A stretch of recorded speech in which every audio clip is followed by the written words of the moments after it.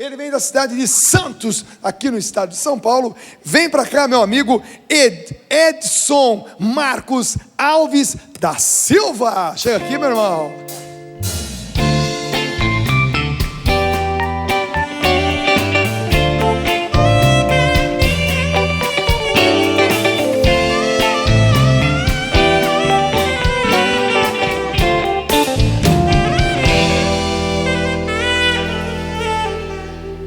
Boa noite, meu irmão. Boa noite. Quando é que nós nos vimos pela primeira vez? Pela primeira vez? É. Foi em Santos, num show na praia que teve uma tempestade muito grande. Tivemos que desmontar tudo Para lá. desmontar tudo. E naquele momento eu tinha até comprado uma mesa de 16 canais e a esposa não sabia que tinha que comprar tudo escondido, né? Aqueles homens que investem na igreja, mas tem medo de contar para a esposa. Eu também já fiz muito isso, já, viu? Já, né? E foi nessa estava até com a Helena Ribeiro, né? Fui até o Testemunho do Cosmo. E aí A Buenos Biondini também, naquela época. Isso foi também. E o Agnus Dei também, em Santos. Juntamos todos os instrumentos e montamos aquele som lá na Pompeia, na igreja.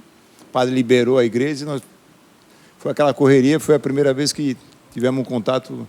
Que legal, bacana. Vamos falar um pouquinho da sua infância. Foi difícil mesmo? Foi dura? Difícil. Por quê? Difícil porque meu pai tinha que trabalhar, minha mãe tinha que também trabalhar às vezes. E nós ficávamos em casa, os irmãos, né? Nós somos eu, minha irmã Sônia, minha irmã Márcia e o André, o mais novo. São 2 casais. Tinha dificuldade, então a gente ficava mais solto, né?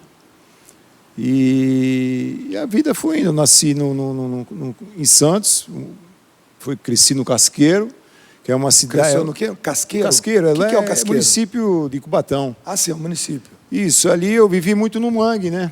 E ali eu pegava siri, caranguejo, pescava, ia a Pancheta vender aquilo para tentar arrumar algum trocadinho, né? Para ajudar. Quantos anos você tinha nessa época? Uns 4, 5 anos de idade. 4, 5 anos de idade, pegar caranguejo no mangue para poder defender uma graninha, para poder ajudar em casa. Isso, mais ou menos assim que eu me lembro, né? Faz muito tempo, 5, 6 anos. E aí a vida foi caminhando.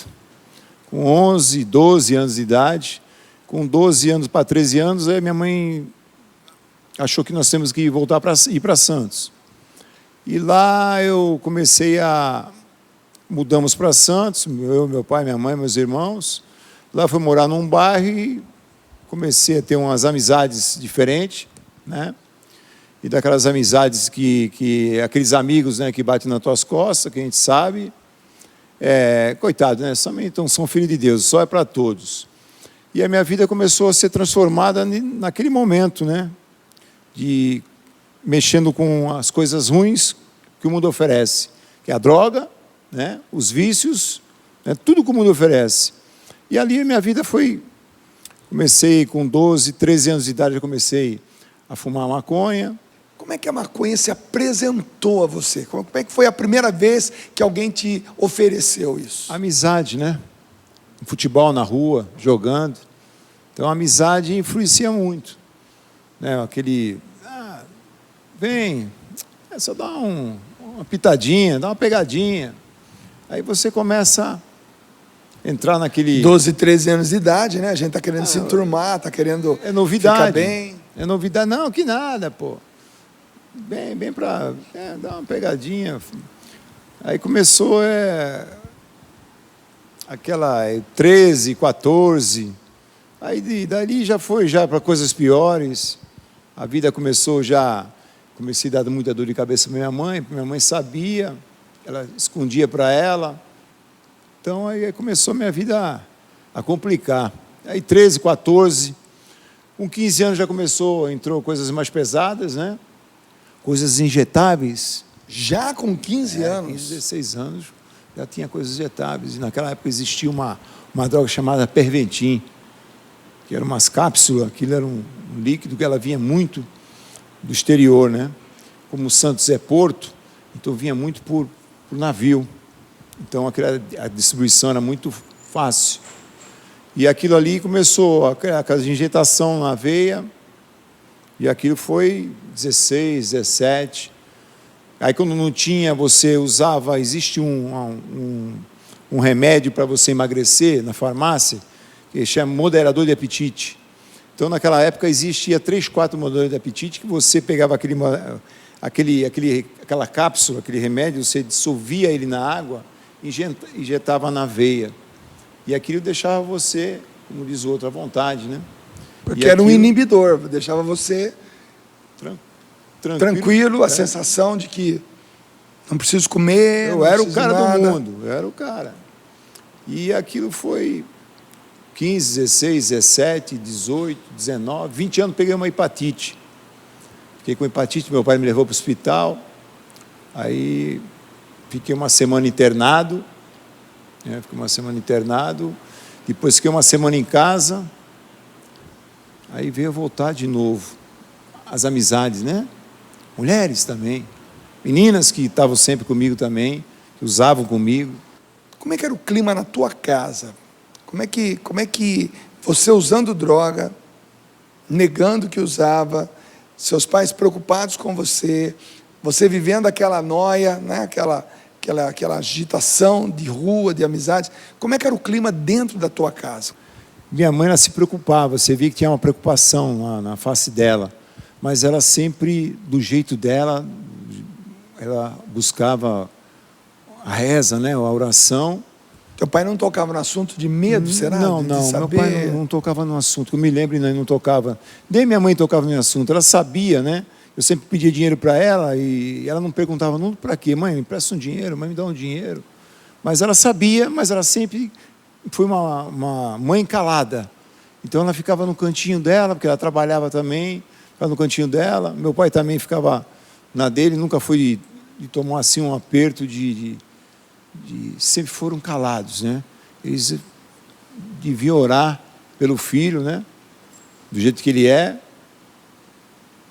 Então, é difícil dizer. Meu pai nunca chegou assim, o que tu está fazendo? Nunca eu me lembre, nunca. E minha mãe também não. O caminho está errado, que eu me lembre. Então, eu achei que ela ficava, sentia que ela ficava escondida ali no quartinho dela, como diz na palavra, se tranca no quarto e vai buscar Deus, e ela ficava intercedendo pelo jeito dela. Quando é que a coisa começou a apertar dentro de casa, que seu pai e sua mãe começaram a cobrar, ou não houve esse momento? Não houve esse momento. Não houve esse momento. Não houve a cobrança mesmo, de fato não houve. Assim, momento que eu me lembre, não. Assim, minha mãe, não é que ela consentia, ela...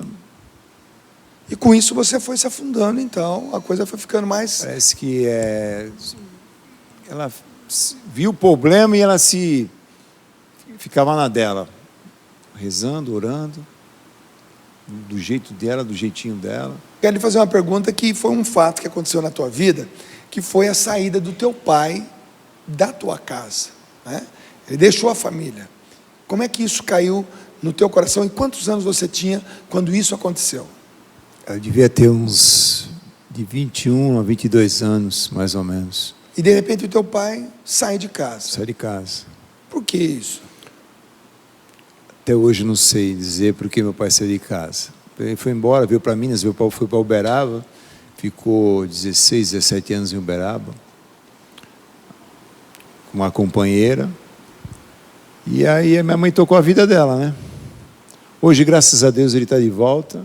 A mãe acolheu. Maravilha. A mãe acolheu meu pai com amor e carinho, né? Ele está com 92 anos, minha mãe está com 83. Estão juntos de novo, né? Estou em casa, está lá minha mãe com ele. Acolheu, né? O amor de Cristo, acolheu mesmo. Até teve barreiras, né? Entre a família, né? Os irmãos, mas o marido é dela, né? Deus sabe o que faz. Acolheu de volta, hoje está com ela, está em casa. Como é que isso acelerou um pouco o seu processo para sair das drogas, ou naquele momento piorou? Acelerou, né? Você não está com o pai em casa, né? Pai é pai, né? Hoje eu sou pai e eu vejo que o meu filho sente falta de mim, né? Eu estou aqui hoje, ele está lá em Santos, não pôde vir por causa das aulas, das provas, mas a gente sente falta, o amor do pai, né? O amor pelo filho. Então, o carinho do pai é tudo na vida, né? o carinho, aquele acompanhamento. Pô, pai, vamos comigo? Vamos. Pai, vamos fazer isso? Vamos. Então, aquilo acelerou. Até hoje eu não sei porquê, né? Então, é uma coisa que, como minha mãe ela é calada, né? Ela fica no cantinho dela, ora e deixa... Isso chamou você um pouquinho para a responsabilidade de filho na época, ou você ficou meio indiferente? Não me chamou responsabilidade, não. Eu continuei piorando. A minha vida foi indo, continuei do mesmo jeito que eu estava, vivendo nas drogas, e não mudou nada. Piorou, né? Piorou, que não tinha um pai para segurar ali, puxar a rédea, né? Mas, de repente, pintou uma mulher na tua vida. De repente pintou uma mulher na minha vida. Como é que é o nome dela? Márcia. Márcia. Você conheceu a Márcia, e a Márcia que eu chamo aqui agora. Vem para cá, Márcia. Vem para cá. Deixa eu acolher a Márcia aqui, que a Márcia é papel fundamental nessa conversão. Seja muito bem-vinda, viu? Deus abençoe. Vamos sentar aqui. Dá um beijinho no marido aí.